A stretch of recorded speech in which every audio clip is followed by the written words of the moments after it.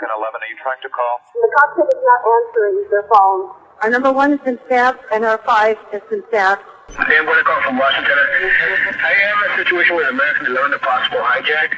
What's going on, Betty? The aircraft is erratic again. Problem, very erratic.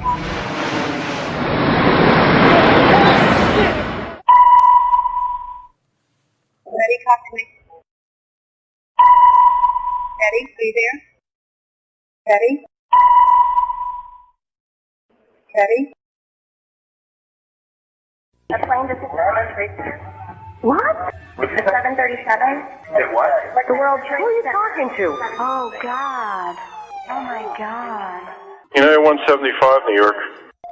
We have some problems over here right now. We might have a hijack over here, 2 of them. Jules, this is Ryan. Listen, on an airplane that's been hijacked, and things don't go well, and it's not looking good. I just want you to know I absolutely love you. I want you to do good. So have a good time. Same to my parents and everybody. And I just totally love you, and I'll see you later. Bye, babe.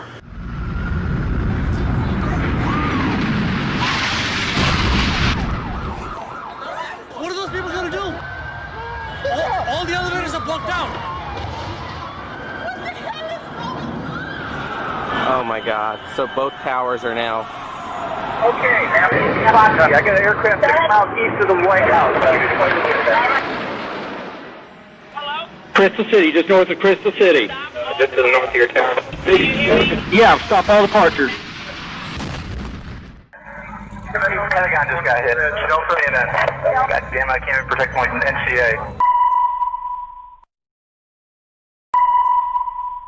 United 93, that traffic for you is 1 o'clock, 12 miles eastbound 370. Negative contact, we're looking United 93. United 93, Cleveland, if you hear the center ident. I got that piece of dog. Keep remaining steady. You have the ball, boss.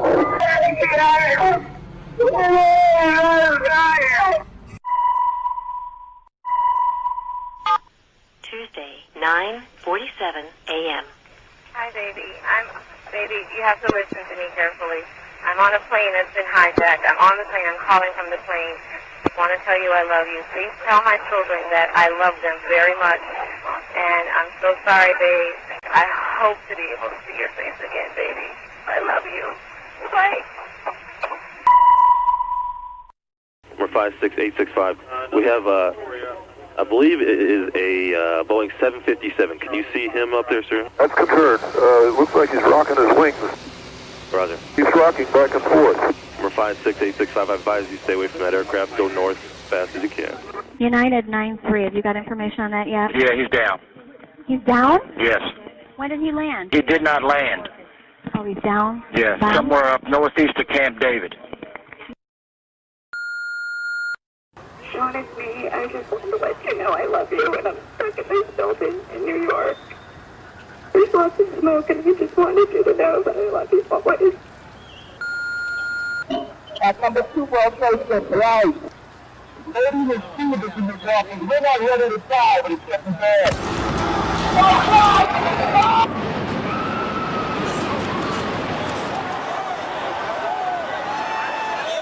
I'm on the 83rd floor. I'm gonna die, aren't I? No. I'm gonna die. Liv, say your prayers. We're gonna think positive because you gotta help each other get off the floor. I'm now. gonna die.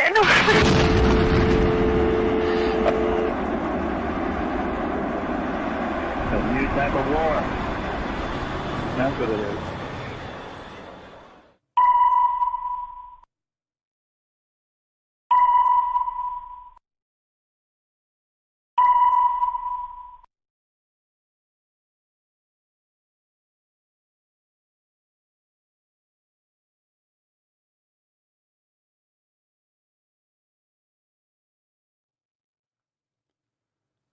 Oh, watching that footage is just absolutely terrible and emotional. You hear those phone calls of those people on the aircraft calling and leaving messages for their loved ones. The woman on the 83rd floor online with a dispatcher who tells her, say your prayers. Welcome into the Patriotically Correct radio show, September 11th, 2020, on the anniversary of what could be quite possibly the most devastating attack we've ever seen since Pearl Harbor on United States ground and on our shores. And thank you to the men and women in uniform, first responders, all of you, police officers, firefighters, medics,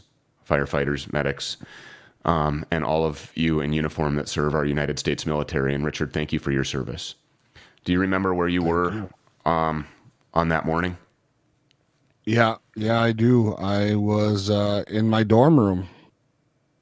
Woke up late for class, of course, and I turned on the TV to I don't know why, but brush my teeth and get ready for class. See it on the news. Needless to say, nobody went to class that day. We were all pretty shocked, and you kind of had that feeling at first that this isn't real. There's no way that something like this is happening to the United States of America. We're the strongest, most powerful country in the world. And I think more than part of the shock value was the reality check that it gave our country. It made us realize that we're not invincible. We still may be the strongest country and the biggest superpower in the world. And maybe today that's arguable. But then it was a real shock to the system. And I think that for me, it really kind of sparked, it sparked my life. I think I went on to do some other things before I joined the military. I didn't finish college, but I think that it kind of led me down the path to who I am today. And, it was a huge contributing factor to why I joined the military. Mm-hmm. I remember my basic training platoon. We had, we called him Old Man. He had joined the Army at 35 and a half years old, just barely made the 36-year-old cutoff that was in place back then. And he was a paramedic at Ground Zero. And so when we were all going around the barracks and the drill sergeant's asking us miserable pukes why we decided to join his army, Rivera was his name. He had quite the story. He watched his brothers die, his firefighters' brothers. And he said, I had enough. He said, I'm just so pissed off. This is the only way I can figure to, number one, get out of there, get out of that situation. It was too hard to go to work every day and be amongst the lockers and in the rig that he shared with his partner who died giving CPR to somebody. And still yet hopefully get my payback and get my pound of flesh. And I should probably seek him out. I'm sure I could find his first name somewhere and see how he's doing. But and he kicked ass in basic training for an old man. Nobody was going to hold him back. I think he was extremely motivated by this whole thing. I think that story is probably synonymous with hundreds, if not thousands, of other stories. I'm sure that this inspired many to pick up a rifle and defend our country. And to those of you that have done it for whatever reason you've done it, my deepest gratitude to you. 2,977 was the official count of people that perished that day from those attacks. The death toll continues to rise even yet today, all of these years later, whether it be from chemical ailments, physical ailments, or even from suicides. The lowest number that we have been able to confirm with the United States military is 22 a day. And these are military men and women that have deployed overseas to shithole countries to pick up a rifle and volunteer to die in a pile of spent shell casings, defending our country and seeking out the people who choose to terrorize us and try to bring down our system of equality, our system of freedom, our system of individual liberties. On the phone with us today is Tod Arechiga. Tod is a retired Washington, D.C. police officer who was working on the morning when we were so prolifically, so horribly, and so horrifically attacked. Tod, good afternoon and welcome to PC Radio. Yeah, good afternoon. You were working that morning. Take us through your day. Well, normal day, beautiful out.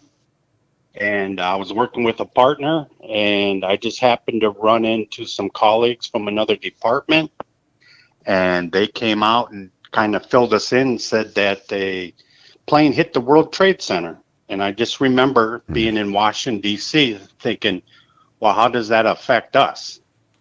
And didn't think much of it and just carried on. And I picked my partner up, and we went and got a cup of coffee and happened to be watching the TV screen and saw the second plane hit. And then we realized that we were under attack, but it took us that long to realize. And of course, dispatcher comes across the air citywide and it pretty much puts us all on alert. And we already know what that means. That means we're not going home for a day. In talking with you, and I didn't have my go bag packed, so I was thinking, oh no. Of course not. But in talking with you earlier, we didn't understand the seriousness of it at the time. Right. In talking with you earlier, you mentioned that part of what kind of helped your suspicions or raised your level of alertness is that there was another agency that you guys worked alongside of that started coming out of a tunnel or a garage from underground, that it was abnormal activity. Can you explain how that impacted you or what that made you feel like? I know it's a really tough day. So yeah, it felt like we were out of the loop on communications. And two, I just thought, why would one agency have some intel that we don't as a leading agency in Washington, D.C.? And I just thought that was unusual. I just thought maybe they were overreacting, but looking back, somehow their intelligence seemed to surpass ours, which really surprised me.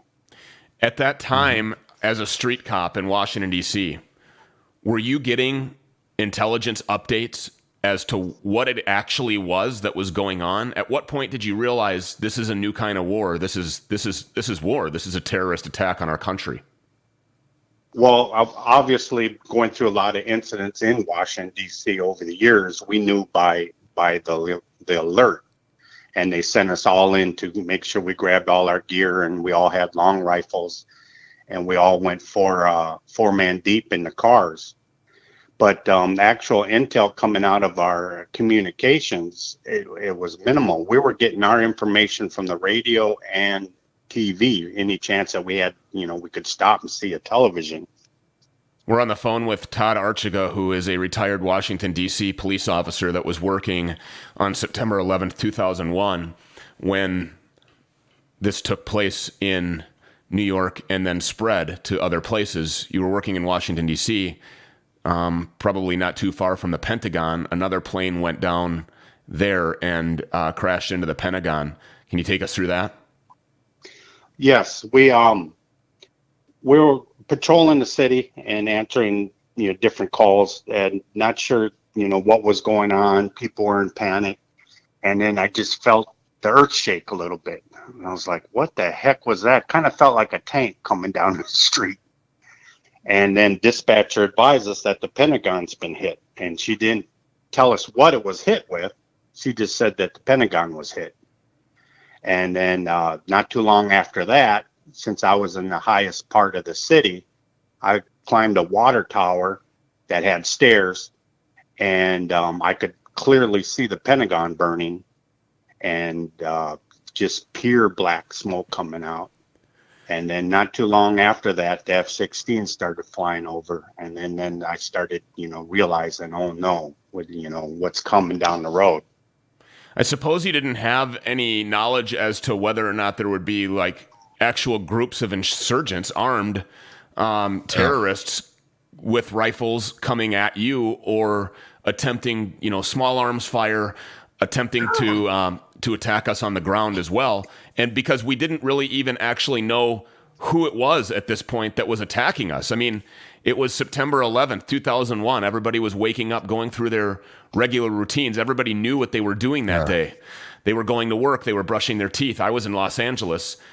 And being in Los Angeles, obviously, which is a very large city as well, we didn't know as a country. Once we finally learned that we're under attack, all of these major cities across the country started to lock down and prepare for something like that happening here.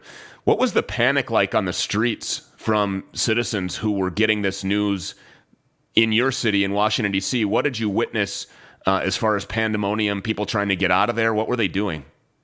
Yeah, well, we were getting a lot of false calls, and a lot of calls were coming in that the Capitol's on fire, there's a car bomb at the White House, car explosions, and I don't know where all these calls were coming from, but roughly we're about 8 miles across, about the size of a Minnesota county here, and influx of workers throughout the day is usually about 1 million people, and they all tried to escape the city in about an hour's time, and they were driving down sidewalks, anywhere you could think of they were going, and it was just crazy. We had evacuation routes, but there's cars trying to get across traffic, blocking traffic.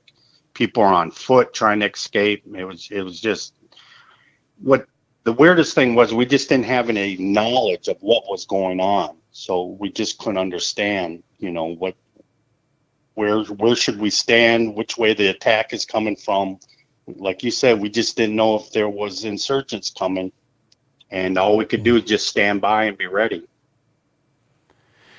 There was go ahead, Richard. I'm sorry. It's interesting, hearing the stories from other perspectives, and how unprepared our country was for something like this. And not to say that we as a country should always be living in fear and on guard of the next bombing or plane crashing into a skyscraper, but you talked about communications. And I think that's one of the first things in a crisis that people really realize is super important, is you got to be able to talk to each other, and information dissemination is something that is paramount in dealing with any kind of bullshit that happens. And man, just, I can't imagine being a police officer, or anybody for that matter, on the streets of DC, or even in, let's say, Jersey, right? And this stuff is happening and nobody really knows what's going on. The first plane hits, and well, shit, is that just is it an accident? Did the pilot have a heart attack? And why in the hell are they flying over this low over New York City anyhow? And not knowing, right? Nobody knows what's really going on. And so I just, through listening to the stories, it's preparedness is something that I think we all take for granted. When I lived in New York City, I didn't stay in New York City. I stayed in Weehawken, which was directly across the river from Lower Manhattan. And this was post 9/11. And the view from there of Lower Manhattan and into New York City, the World Trade Center towers would have been right there. There were office buildings, all along the Jersey side of the river as well. And I mean, just to think about people that know what they're doing that day, and then to listen to what it turns into with people calling their loved ones and saying goodbye forever. You're on an airplane, you're going from Boston to LA, and the next thing you know, the plane is completely out of control. People are being stabbed. The cockpit is being overtaken. It's early in the morning. I mean, you probably just don't know what in the hell is going on. And Then there was a group of people on another flight that decided that they were not going to allow that to happen. Todd, I don't know, post 9/11, any debriefings that you did, but apparently that plane that went down in Pennsylvania was intended for the White House. Can you confirm that? Do you have any idea as to if that intelligence is true?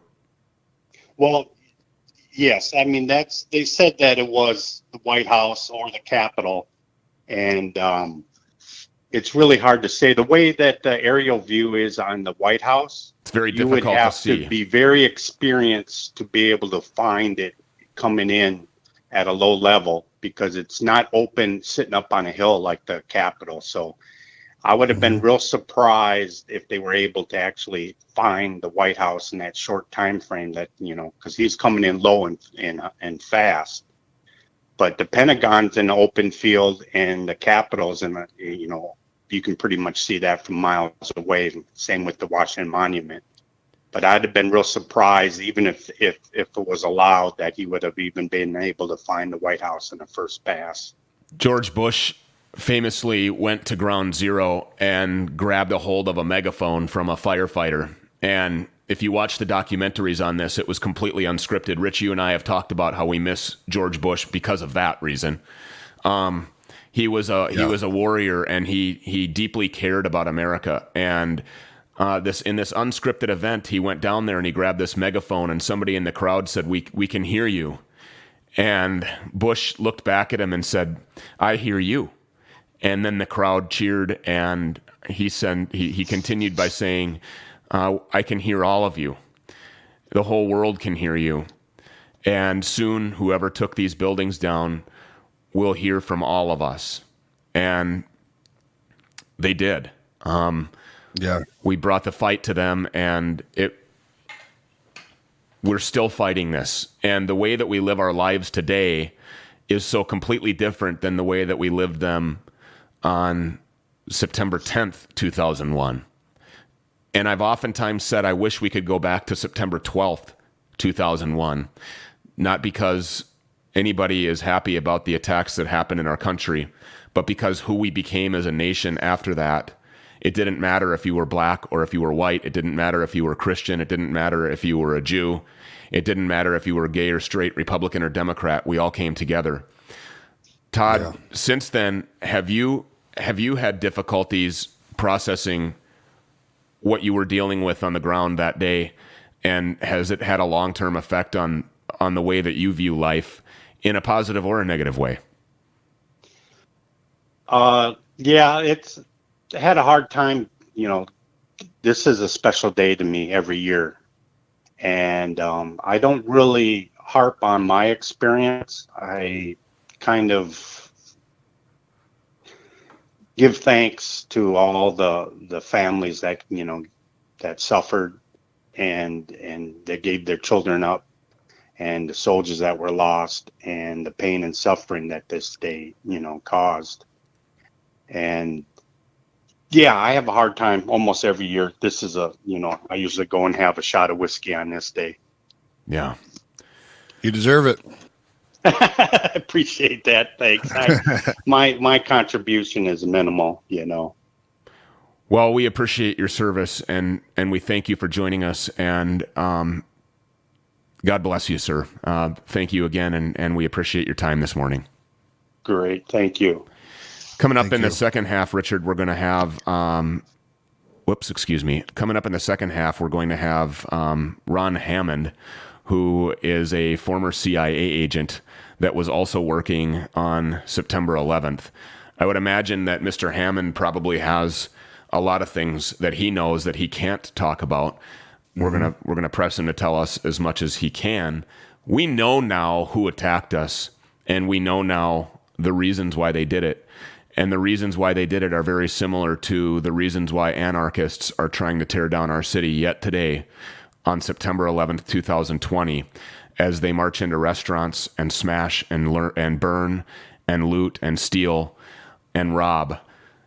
They're trying to tear down a system of freedom, a system of equality, a free America.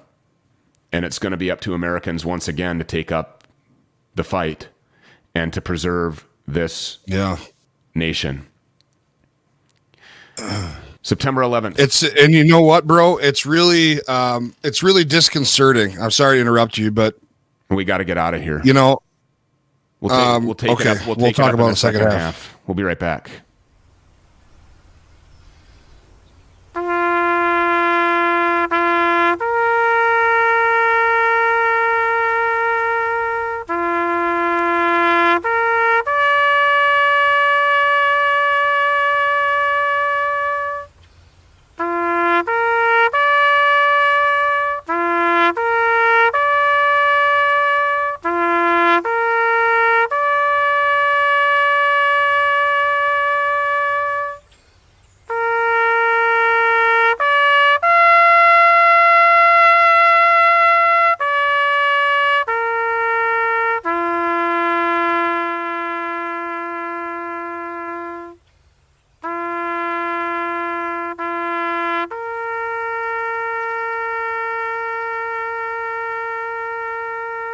The Democrats are lousy politicians. They really are. Horrible policies, open borders, crime is fine. Welcome to the future, bitches. They wake up every morning to stars, stripes, guns, and carbon emissions. Hey, who farted? Stu and Rich. Patriotically Correct Radio. Welcome back to everybody listening to us on iHeartRadio, Mojo 50 Radio, and on the OpsLens app. If you're watching us on the OpsLens app, if you haven't had the opportunity to get over there and download that OpsLens app, make sure that you do that. A special September 11th edition of the Patriotically Correct Radio Show, kind of outside of my normal character, Richard. It just feels funky on this day every year. And, you wake up in the morning and you turn on wherever you get your news from, I woke up this morning and Fox News was on because I had it on when I went to sleep last night, and I just woke up and there it was on again. And of course, all of the ceremonies taking place this morning. President Trump gave an address to the nation from Pennsylvania, and the site of one of the crashes there, where civilians decided that they're not going to allow this to take place. They recognized what was going on their plane, and they fought back. And they prevented that plane from crashing either into the Capitol or into the White House. We're not sure what the destination of that plane was. On the phone with us for the second part of our show here today on PC Radio is Ron Hammond. Ron worked 13 years as an operations officer with the CIA. The majority of his career was working in the Middle East and Southeast Asia, where he focused on combating terrorism and stopping the proliferation of weapons of mass destruction. Mr. Hammond, thanks for taking the time with us this morning, and welcome to PC Radio. Glad to be here, guys. Thank you for having me. So you spent the majority of your career working with the CIA combating terrorism. Take us through your day on September 11th. On September 11th, I had actually left the agency a few months before, about 10 months before. Went to work for a IT company that was local, EDS. We were all in breakfast at a hotel. We were having a business meeting, and the programs I worked on were all back into the agency where I had left as an operations officer. And we were all having breakfast when, out of the blue, pagers started ringing. Everybody's pagers started going off. At that time, most people used pagers. It was the beginning of the 2000s, right? And those who had a couple of phones, they rang. But all the pagers, we knew something was going on.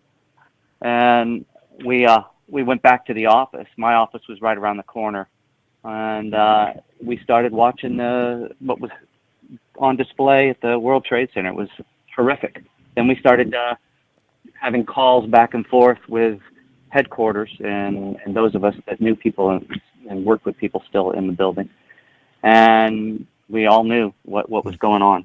And next steps were going to be those toward war.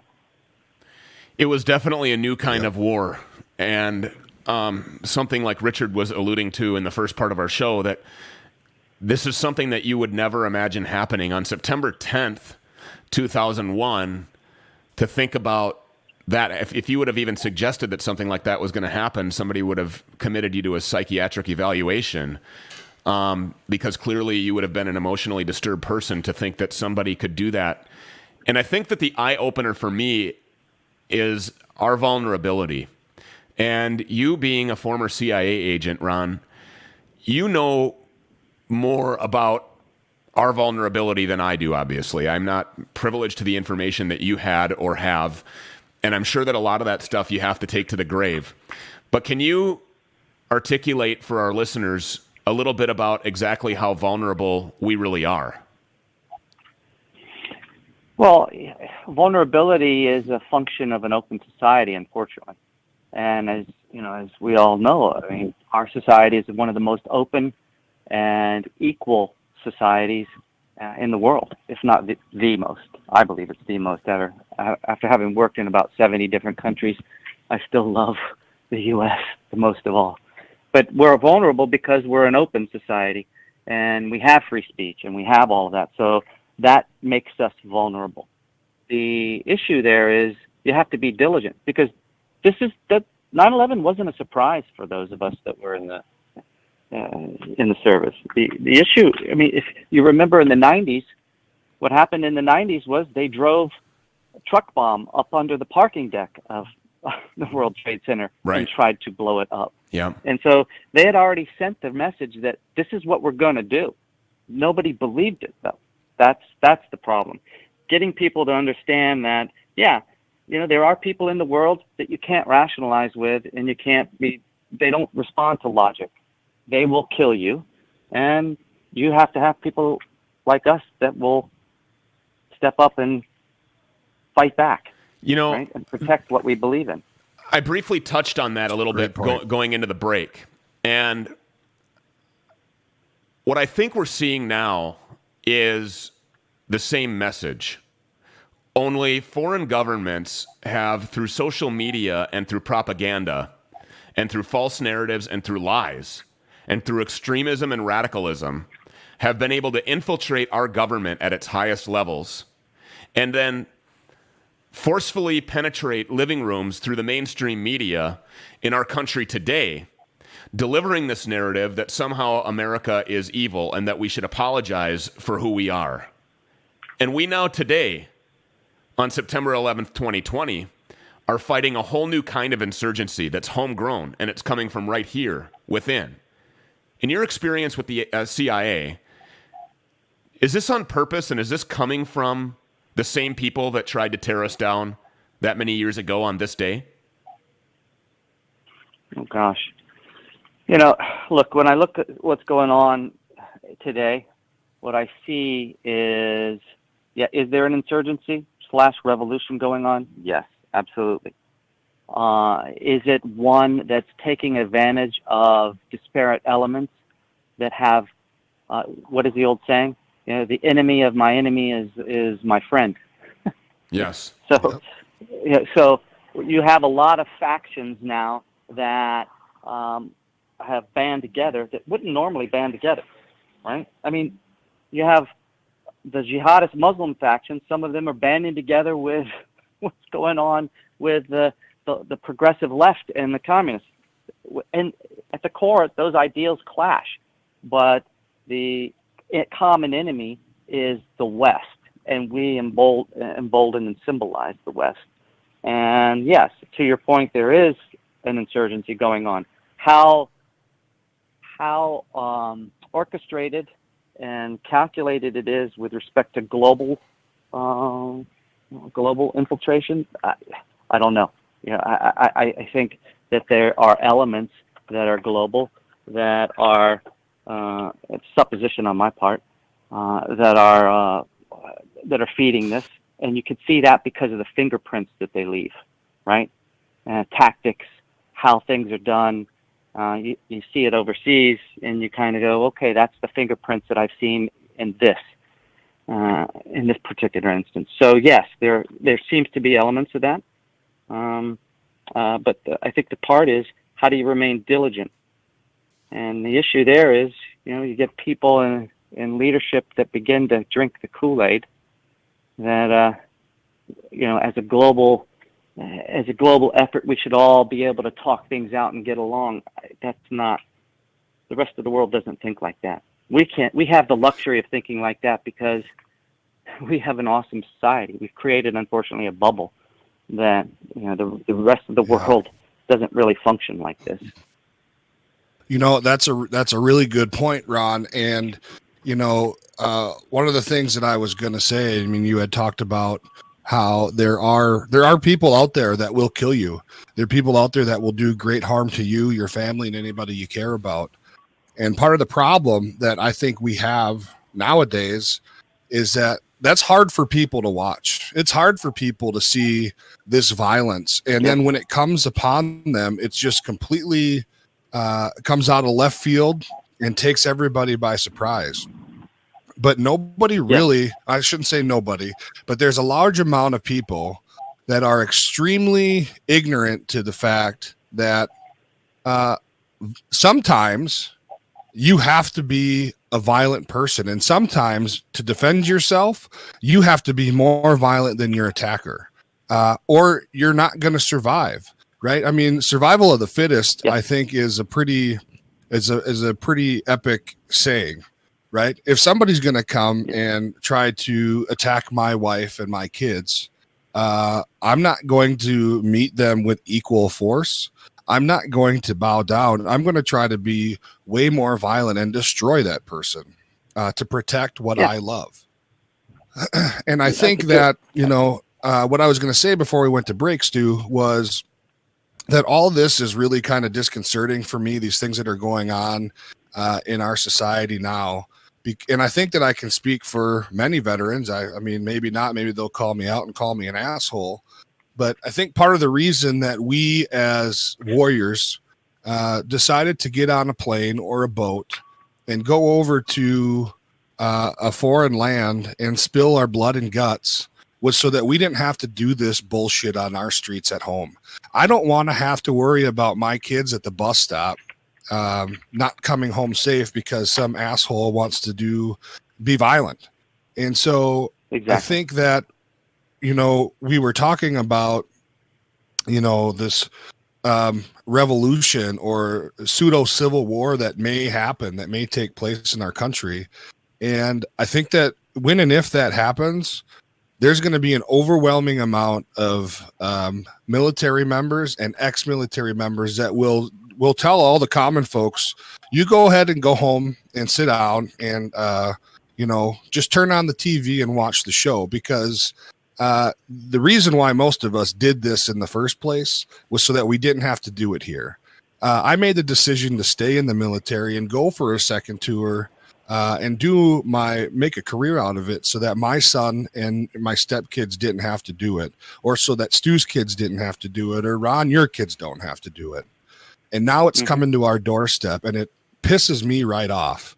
And so, if I have to sacrifice everything once again to defend my family and my homestead and anybody else that I care about, it's going to happen. And, I guess if I'm downtown Minneapolis and I'm lying dead in a mound of spent shell casings, and so be it. But you're not going to come. I don't care where you're from. You're not going to come here and start a bunch of shit and then just expect to get away with it. There, I'm off my soapbox now. Love the soapbox. It's good. No, Thanks. I think you hit to the heart of it. That's why we serve, right? And still try in our own way, right? Maybe not directly, but indirectly. Ron, you also served as a military intelligence officer in the Virginia Army National Guard, and you served in the U.S. intelligence community both as a government employee and as a commercial entrepreneur, building companies, and you're a serial entrepreneur basically. And for full disclosure here, and just to be 100% transparent, Ron Hammond is, you are the developer of the OpsLens network and the OpsLens app. And tell us a little bit about what made you decide that you thought this was important. And by the way, thank you for allowing Richard and I to reduce the quality of said network every afternoon at 4 p.m. Central. Well, I love the fact that you guys threw in with us, and it's the quality is exceptional. And I appreciate everything that you guys do for the network. I think the issue there was I got tired of hearing people on television comment, like the Rachel Maddows of the world, on topics that they never did. I mean, they never did the work. They never been in those situations. They read some books. They've talked with a few people, and then they have this opinion that makes nothing of the sense of the lens of operational experience. And that's what was the idea came about on is, okay, how can we give those people who served the ability to comment on the website with articles? But then the other piece is through the app, most people don't have the time and during the day to go through and filter out all the garbage that's out there, or the lenses to know what's decent information and what's not. And so on the app, I did this for senior level people in the government. Part of that job is you go out and find information so that key decision makers can make decisions for the country. Okay, well, I think I can find some decent information and put it on the app and make it available to those people that want to know a little bit more. that help them in their decisions during the day. And some of that's political, so we have the talk shows and political. Some of it's informational and background. Some of it's health-related. So there's a combination of a lot of things that I think is relevant to a person's life that they're getting inundated with all the bullshit that's going on. I was watching Tucker Carlson's replay when I went to sleep early this morning, and from last night, and he was interviewing a young man that he never was on mainstream media, and the reason he was never on mainstream media is because the media so deliberately and so shamelessly selects what their narrative is going to be, and the real story that was happening there is that this young man and some of the people that were with him were followed by a group of what I would call terrorists. They call themselves Antifa, which I've referred to as just ISIS for pussies. And these guys followed him, and they were going to kill them. And the media was standing right there. And the guy says to the media people, "Aren't you going to get this? Don't you want to film this?" And they intentionally walked directly away from it, turned their cameras the other direction, and refused to cover it. In your professional experience and in your expert opinion, why is the media jumping on board with this American apologist, tear down the freedom wall that we have here, break apart all of our individual liberties, and get in bed with these radical leftist progressives? Why does the media want to see this torn down and destroyed? I think part of it is, you hear about the managerial elite. And I think what was happened is that over time you have a bureaucracy, this managerial elite that has now embedded itself not just within government but also within the hierarchy of the commercial side. Because why? You go back and forth between. If you notice how many people go back and forth now at the higher levels between the commercial side and the government side. And so you get another bubble within a bubble that is oligarchical in some sense, that it's in their best interest because they are the experts. They know, right? So that's the narrative now. It's, okay, we know best, so you're going to do your mask, you're going to do this, and you're going to follow what we tell you to do because we've made it to the top. So obviously we know what we're doing, right? I think that has a lot to do with it. I could be, full of shit, but I don't think I am. I think there's a good guy on the app. He has a show. He's from Britain called The Academic Agent. He has an awesome series on the managerial elite, and I think he's nailed it to the T on what that means. So I think that's what it is. They're reinforcing their message because they're in power. Interesting. Very. I mean, it's mind-blowing. I'm wondering, do you think that it's a coincidence on the timing of everything? I know that Derek Chauvin and the other three cops that were on the streets of Minneapolis when George Floyd, had his confrontation here with the police and later died at the hospital. I know that, it would be pretty far-reaching to theorize that was intentional or planned. But the leftist progressives have told us, never let a crisis go to waste. They actually say it. And so when you have the perfect storm of the coronavirus, the COVID-19, and the media perpetuating that, and people like Dr. Fauci and Bill Gates and Mark Zuckerberg and Jeff Bezos and the NFL and the NBA and NASCAR and Goodyear Tires and all of these people that are helping to legitimize the platform of a group of bona fide terrorist criminal thugs that want to tear down the fabric of our country. When you combine all of these things together, between staying away from your loved ones, not being allowed to socially distance, face coverings. You drive through metropolitan areas of any city or state that is democratically run right now, and you feel like you're in Somalia with all of the face coverings going on. Is this by design, Mr. Hammond? Well, yeah. I never buy into, overall overarching conspiracy theories, but I do think that there are people that know how to take advantage, as you pointed out, of a crisis. Okay, and I think this series of crises that were exposed and came about over the last 10 months were that perfect storm. I think we're going to look back on this and say, yeah, this was the perfect storm that empowered those people that were waiting for the right time to take advantage of it, for them to take advantage of it. And one could argue the same with FISA. I remember when the FISA stuff was going in, there were some of us that looked and said, yeah, it works great now, but what'll happen in 10 years when, the cause that we're doing this for is now more ingrained and going on? How will that be abused? It'll be just another thing to be abused. And yeah, we find that it is being abused, right? So in some respects, it's almost like it's too good to be true. You know what I mean? Like, everybody has, since Donald Trump came down the escalator, they hate him and he shouldn't be president. Let's get him the hell out of there. They impeached him and all this other stuff. And it's almost like like you said, the perfect storm.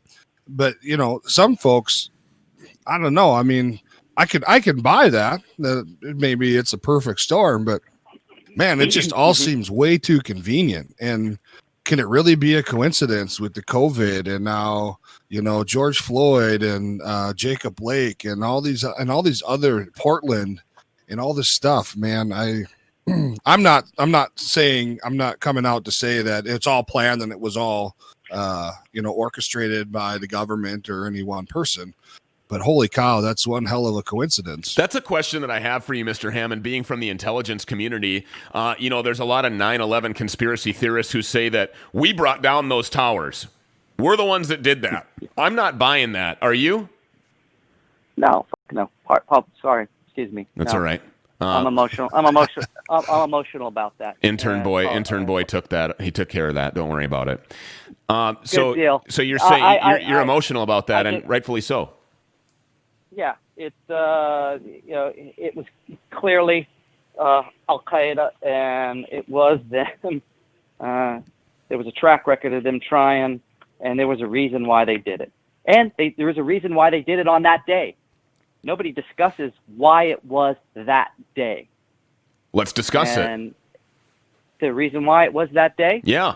Is it's the Muslim advance in history where they lost their major battle, the Ottoman Empire, back in, was it 1563, I think it was?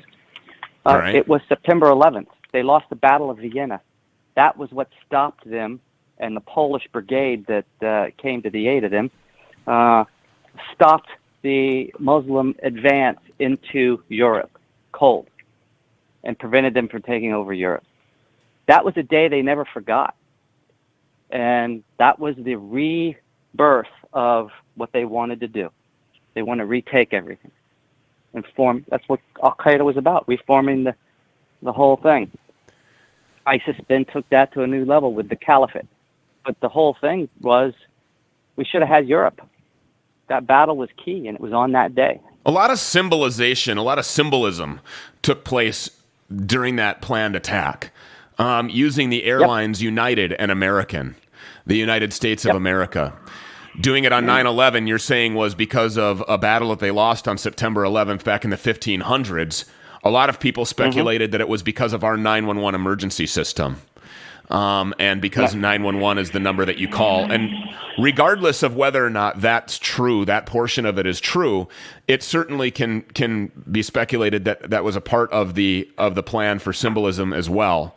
The actual targets, the World Trade Centers, bringing down that fabric, that foundation of a globally supported trade system, that the United States of America is the solid backbone of said trade system, being the number one economy indisputably in the world. And then targeting places like the Capitol building and the Pentagon, our defenses, all of the symbolism that took place there. This was a highly orchestrated attack that was in its planning stages for many, many years. And the people, I mean, here we live in Minneapolis. This is a breeding ground for 9/11 terrorists, and it's my opinion that's still a breeding ground for ongoing terrorism. A lot of people have been documented to have left Minneapolis, specifically the Cedar Riverside area, and then gone overseas to become fighters for the Taliban and for Al-Qaeda and for ISIS and so on and so forth. So to suggest that the towers were brought down by our own government, to me, has always been a complete crock of shit. And from somebody inside of the intelligence community, I just wanted our 12 listeners to hear that. So I appreciate you saying that. And also, I appreciate your time here. And I want to give you the final word, Mr. Hammond. No, I appreciate everything that you guys are doing. I think it's important that we have the voices that we're having to push back against what's going on in the country, because I don't want to lose this country, and we're losing it, and we, with respect to the cultural piece, and that's why we need to start to push back. So I appreciate everything that you guys are doing. Look forward to talking to you again soon. Richard, September 11th, your final words. Don't forget where you were, what you were doing, and why it's important. And thank you to everybody who served and gave the ultimate sacrifice, especially on that day. To all of the men and women that are still in uniform, serving as police officers, firefighters, medics, nurses, military personnel, intelligence community, to all of you, I thank you, and we will be back on Monday at 4 p.m. Central, 5 p.m. Eastern on the OpsLens app, as well as Mojo 50 Radio, iHeartRadio, and everywhere else that a low-budget program like this can be found. Until then, never forget. American 11, are you trying to call? Never The forget. doctor is not answering their phone. Our number 1 has been staffed, and our 5 has been staffed. Hey, I'm going to call from Washington. I have a situation with American 11, a possible hijack. What's going on, Betty? The crap is erratic again. Problem, very erratic.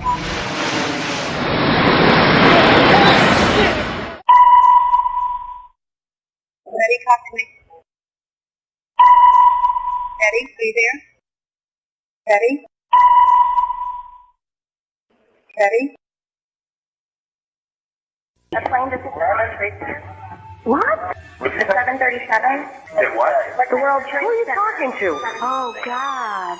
Oh, my God. United 175, New York. We have some problems over here right now. We might have a hijack over here, 2 of them. Jules, this is Ryan. Lives on an airplane that's been hijacked. If things don't go well, and it's not going to do this, I just want you to know I absolutely love you. I want you to do good. So happy to time. Same to my parents and everybody. And I just totally love you, and I'll see you later, Dexter. Bye, babe.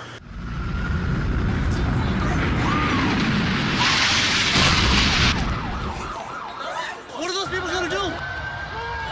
All the elevators are blocked out. Oh my God. So both towers are now. Okay, I got an aircraft 6 miles east of the White House.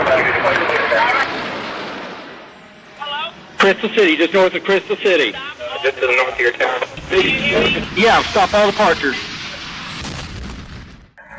Pentagon just got hit. No for CNN. God damn, I can't even protect my NCA.